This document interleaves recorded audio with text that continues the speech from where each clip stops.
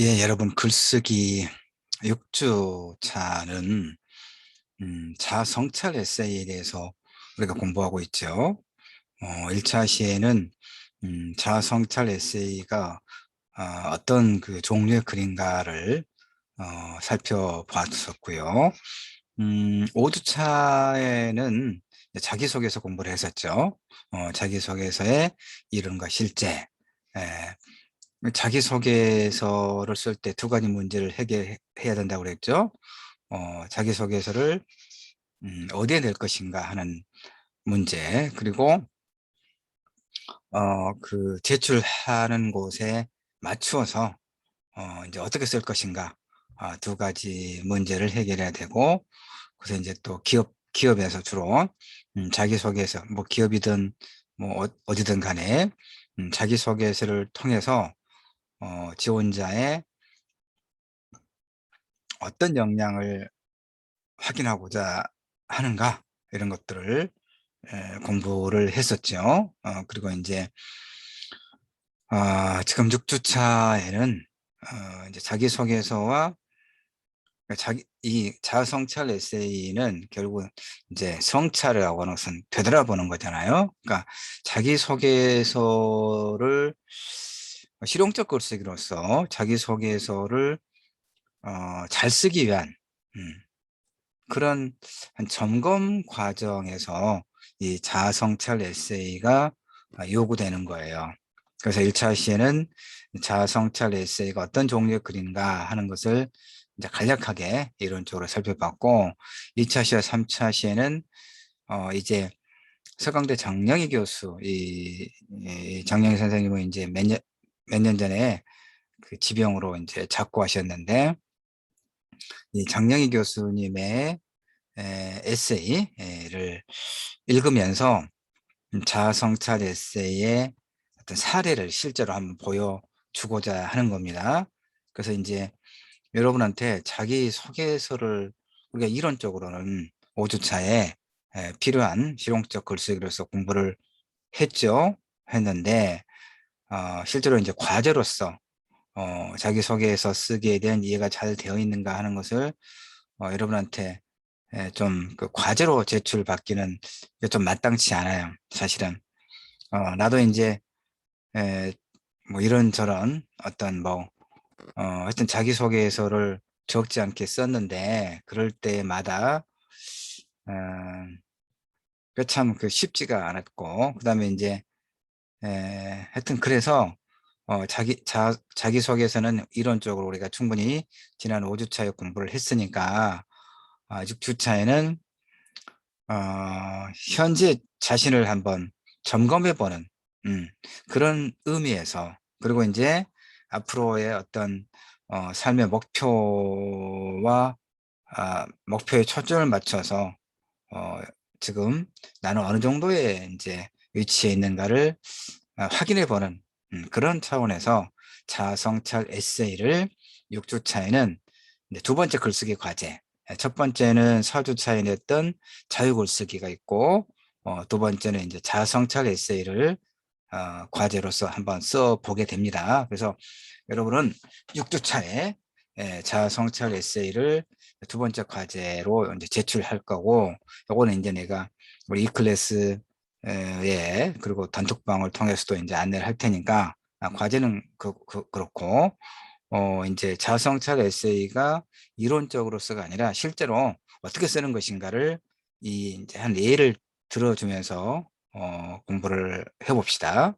그러면 이제 여러분들은 1차 시에 어떤 이론적인 측면과 2차 시와 3차 시에 또 내가 설명하고 있는 이런 자료를 참고해서 6주차에는 또 자성찰 에세이를 뭐 A4, 네, 그 여러분에게 부담되지 않도록 A4 한 면 정도, 한 페이지 정도 늘 과제를 그렇게 그런 분량으로 지금 내가 내고 있으니까, 두 번째 글쓰기 과제 리포트 자아성찰 에세이도 그렇게 한번 해봅시다. 음, 자, 한번 봅시다. 이 글은 이제 하필이면이라고 하는 제목을 가지고 있는 글입니다. 그러니까 이게 이제 수필을 이제 에세이를 에세이를 우리가 번역을 할 때 보통 수필이라고 하죠. 그런데 이제 수필은 또 그 에세이와 미셀러니, 그러니까 중수필, 경수필 보통 또 이렇게 나누거든요. 그래서 이제 그 에세이, 즉 아니 중수필, 무거울 중자, 그것은 이제 보통 이제 베이컨이라든가 이런 서구에 그 사회 비평적인 글, 뭐 그러니까 보통 우리가 이제 칼럼, 우리가 그 사주차에 여러분 자유글 쓰기와 관련해서 내가 교수신문에 연재했던 칼럼들을 1차시, 2차시, 3차시 이렇게 한 편씩 읽어봤잖아요. 그러니까 그런 그런 게 이제 이를테면 소위 에세이라고 말할 수 있어요. 그러니까 사회 비평적인 성격의 글, 이것이 이제 그 에세이, 소위 중수필. 그런데 이제 어, 일반적으로 우리 이제 문학에서 수필 그러면 미셀러니, 경수필, 가벼울 경자, 경수필을 보통 이야기를 해요. 그러니까 이를테면 지금 우리가 보고 있는 게 바로 그런 거거든요. 그러니까 다시 본래 이제 에세이를 이제 우리가 에세이를 번역할 때는 그냥 수필로 번역을 하지만 이 수필은 또 중수필과 경수필로 또 나누어서 조금 살피는데, 이 무거울 중자 중수필을 에세이라고 하고 가벼울 경자를 써서 이 경수필은 미셀론이라고 하는데, 중수필 에세이는 우리가 사주차에 에, 내가 교수신문에 연재했던 그런 칼럼과 같은 사회 비평적인 성격의 글을 이야기하고, 그 다음에 미셀런이 경수필은 그러면 자신의 그 신변 잡기적인 어떤 성격의 글, 이렇게 이야기해요. 그러니까 보통 문학에서 수필 그러면 신변 잡기적인 경수필을 보통 그 통칭하는 겁니다. 그래서 지금 우리가 자아성찰 에세이는 그러니까 어 이제 현재 시점에서 우리가 살아왔던 자신의 어떤 경험들 중에서 잊을 수 없는 어떤 그런 경험들, 기억에 남는 어떤 성취와 관련되거나 또는 어떤 좌절과 관련된 거, 그리고 또 그 좌절 자체가 중요한 게 아니라 그런 어떤 좌절의 경험을 어떻게 극복해냈는가 하는 것, 그래서 또 어떤 성취를 이루었는가. 왜냐하면 우리가 그 5주차에 그 자기소개서 관련해서 공부를 했지만 과거와 현재와 미래 이렇게 나눠서 공부를 했던 것이 여러분이 충분히 지금도 기억하고 있죠? 기억해야 되겠죠? 그러니까 자아성찰 에세이라고 하는 것은 나를 한번 되돌아보는 거잖아요. 현재 시점에서, 그러니까 과거의 자신의 어떤 경험을 통해서 그런 경험을 통해서 현재 내가 있는 거잖아요. 그리고 바로 이제 과거의 경험의 집적으로서 현재 내가 있고, 바로 이제 현재 내가 아, 앞으로의 어떤 목표를 향해서 어떻게 그 나아갈 수 있을 것인가가 지나오는 과거의 집적으로서 현재의 나의 모습을 통해서 또 그걸 점검할 수 있는 거란 말이에요. 그러니까 자성찰 에세이는 어쨌든 자신을 반성적으로 한번 되돌아보면서 어,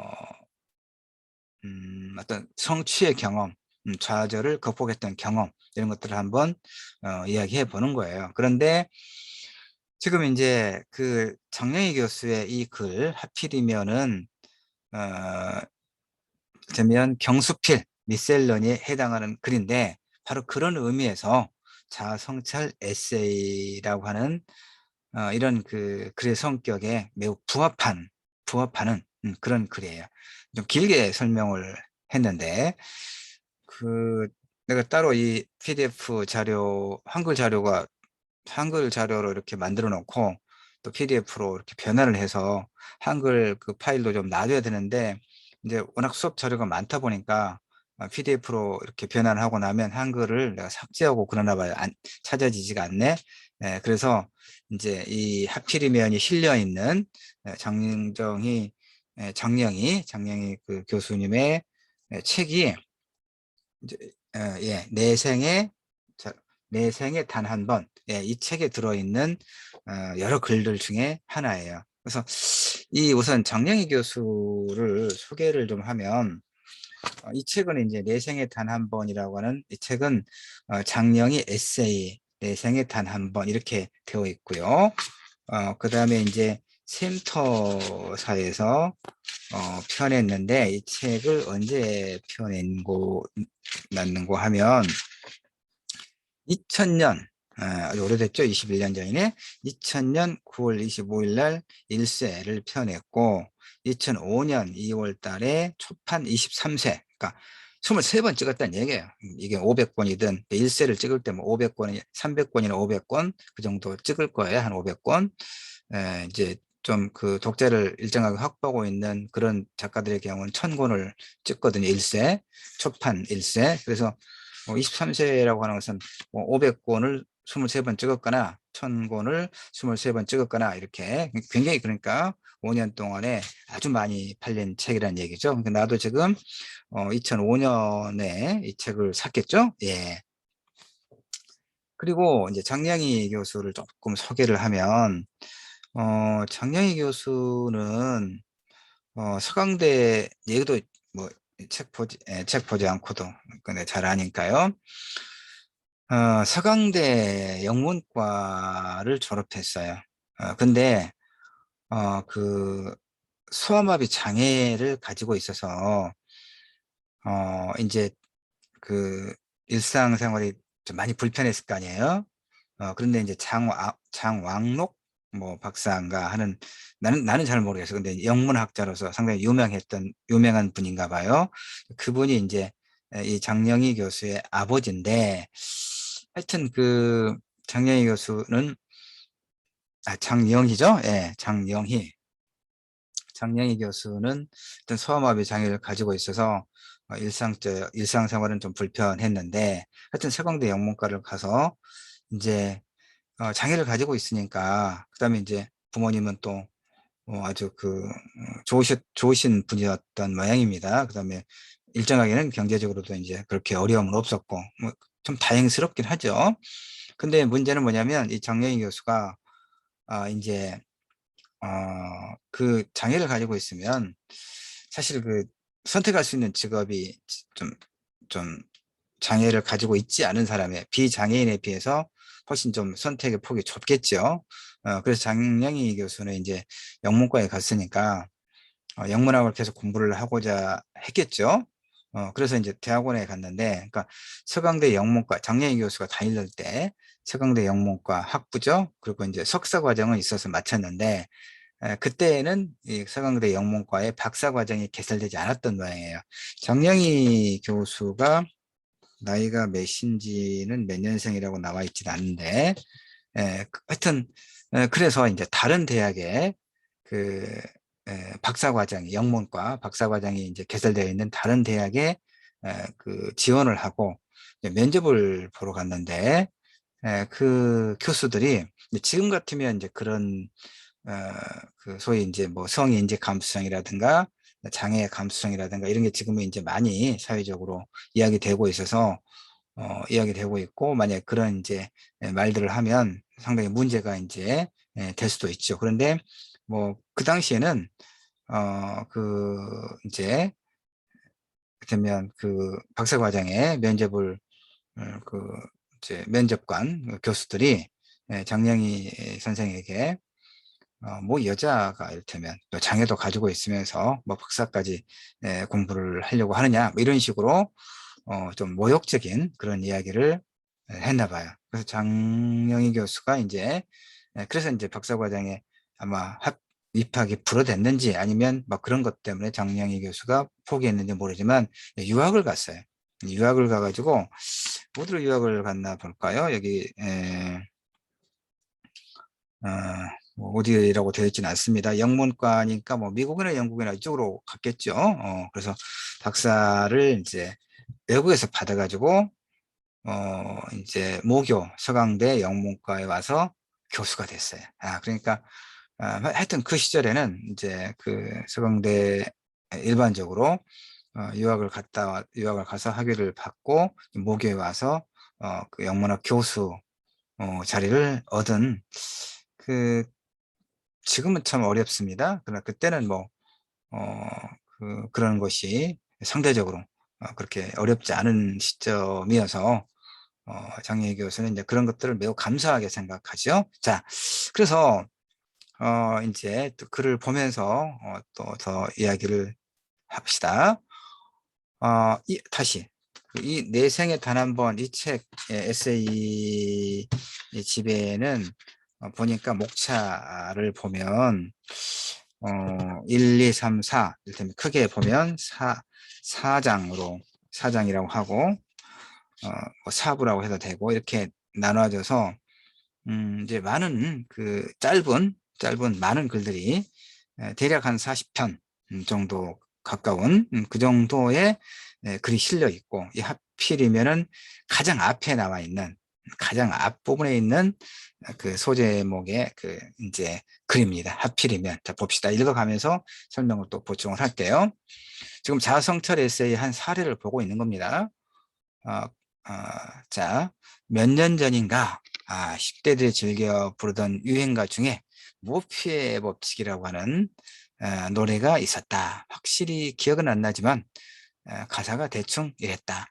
화장실이 있으면 휴지가 없고, 휴지가 있으면 화장실이 없고, 미팅에 가도 하필이면 제일 마음에 안 드는 애랑 파트너가 되고, 한 달에 한 번 목욕탕에 가도 하필이면 그날이 정기 휴일이고 등등.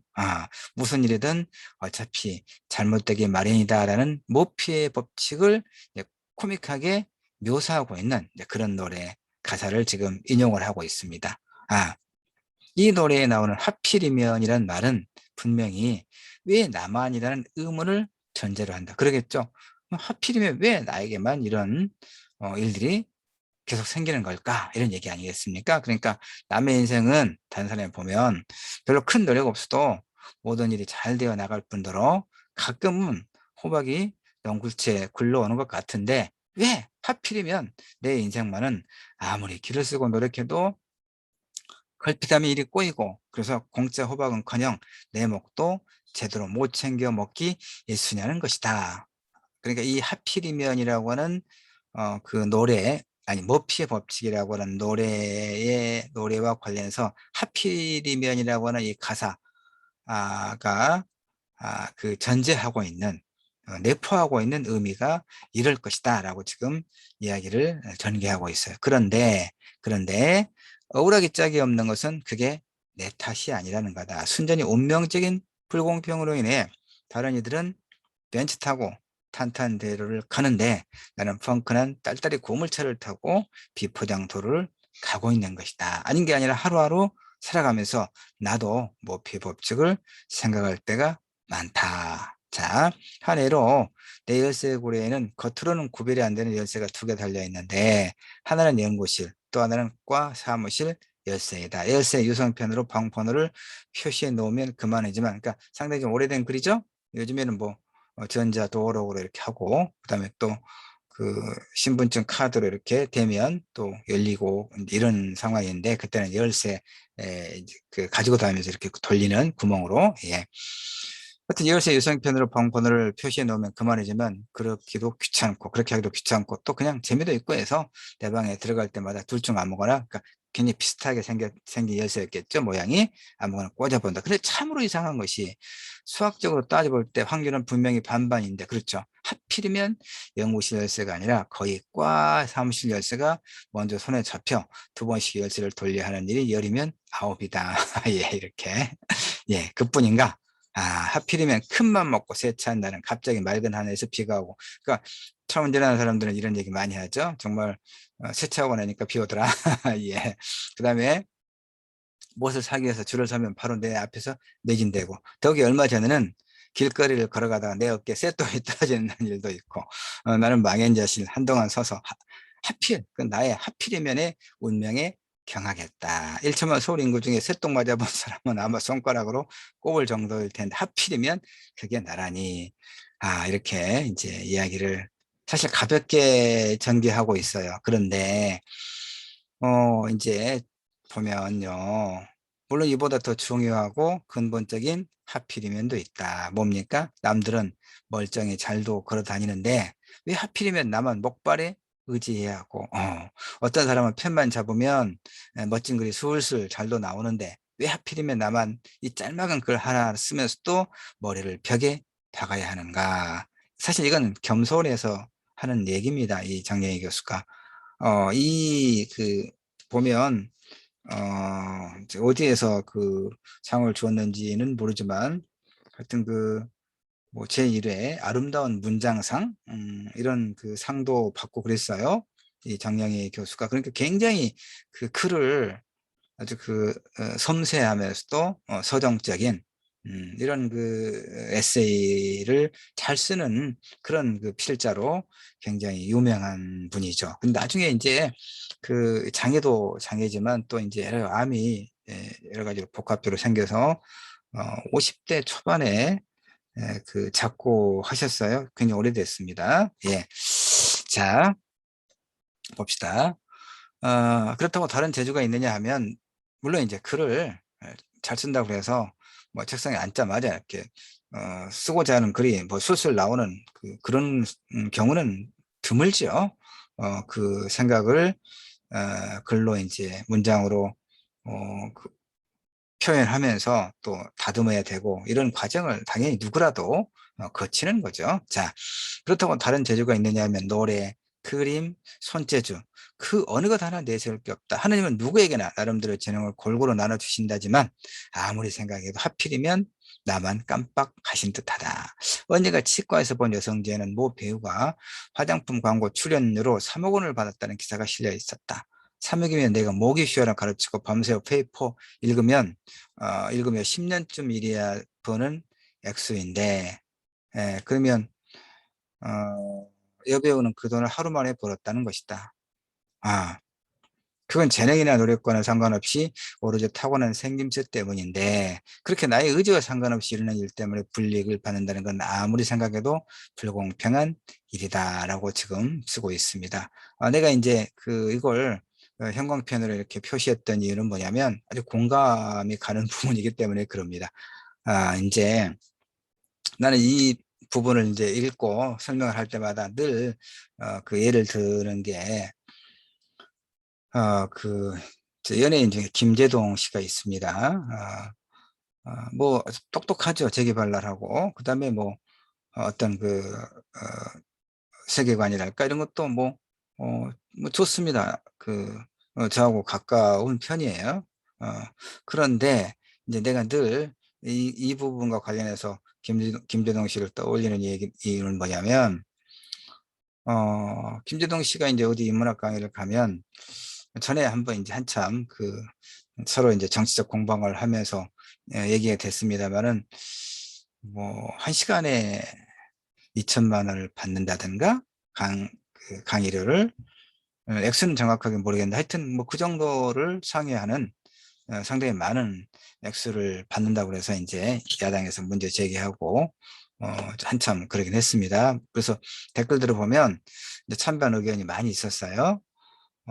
그 유명한 대중 연예인들은 사실 그보다 사실 더 받는다. 아, 그런데 그게 뭐 많은 금액도 아니다라고 이제 이야기하는 댓글도 많고, 그런데 나도 사실은 이제 좀 씁쓸했어요. 사실은 그런 게. 왜냐하면 김재동 씨는 학자가 아니잖아요. 인문학을 전공한 사람도 아니고. 어. 난 학자잖아요. 문학 박사 학위를 가지고 있고, 소설가고 평론가고, 책을 지금까지 11권을 펴냈고, 학술지에 30편 가까운, 더 될지도 모르겠어요. 하여튼 그 30편 내외에 학술 논문을 발표했고, 배워도 내가 더 많이 배웠고, 인문학의 여러 분야에 대해서 나도 이제 학교 안과 밖에서 강의를 하고 그러는데, 난 강의료 아주 조금 받거든요. 어. 그러니까 일정하게 박탈감을 느끼긴 했어요. 음. 내가 김재동 씨보다 더 많이 알고, 김재동 씨 못지않게 대중들을 상대로 이야기할 수 있을 것인데, 예. 강의료는 아주 쥐꼬리만하게 받는데 그 사람은 그러니까 이 자본주의 체제에서 대중에게 많이 알려져 있고 그래서 영향력이 있고 그래서 이제 그걸 그 정도 받는 거죠. 그건 알겠어요. 이성적으로는. 근데 좀 감성적으로는 좀 씁쓸했어요. 그러니까 지금 우리 그 장영희 교수도 아주 그런 비슷한 생각을 했었지 않나 이런 생각이 들어요. 자, 다시 글로 가봅시다. 나는 내가 잘 빠진 육체는 가지지 못했어도 그런 대로 아름다운 영혼을 가졌다고 생각하지만 아마 내 아름다운 영혼에는 3억 원은커녕 300원도 주는 사람이 없을 것이다. 그러니 어차피 둘 다 못 가지고 태어날 바에야 아름다운 몸뚱이를 갖고 태어날 일이지 왜 하필이면 300원도 못 받는 아름다운 영혼을 갖고 태어났는가 말이다. 그래서 하필이면이란 말은 내게 한심하고 슬픈 말이다. 그러니까 이 글은 어떻습니까? 굉장히 그 가식 없이 그러니까 다른 사람을 의식해서 그 꾸밈 우리가 이제 다른 사람과의 관계도 그렇고 어떤 말과 글을 쓸 때 끊임없는 사회적 가면 페르소나를 쓰고 이야기를 하거든요. 자신의 어떤 체면이나 사회적 위치에 부정적인 어떤 이미지를 주지 않으려고 매우 조심스럽게 이야기하고 뭔가를 감추고 예쁘게 꾸미고 대부분 그러죠. 근데 이걸 어떻습니까? 장혜희 교수가 아주 매우 솔직하게 자신의 어떤 그 느낌을 이야기해 나가고 있죠. 2차 시험까지 하고요. 조금 쉬었다가 3차 시에서 3차 시에 연결해서 이야기를 더 나눠보도록 하겠습니다. 지금 우리 성찰과 소통을 위한 글쓰기 6주 성찰 에세이 공부를 하고 있고 지금 2차 시에는 그 서강대 장영희 교수님의 오래전에 돌아가셨지만 그 수필 에세이 자전적 성찰적 에세이를 읽으면서 성찰적 에세이를 어떻게 쓸 것인가 성찰적 에세이는 어떤 것인가를 지금 여러분에게 설명하고 있는 겁니다. 성찰적 에세이를 잘 쓸 수 있도록 하나의 샘플을 보여주면서 내가 두루두루 설명을 하고 있는 것이죠. 자, 일단 2차 시는 여기까지 할게요.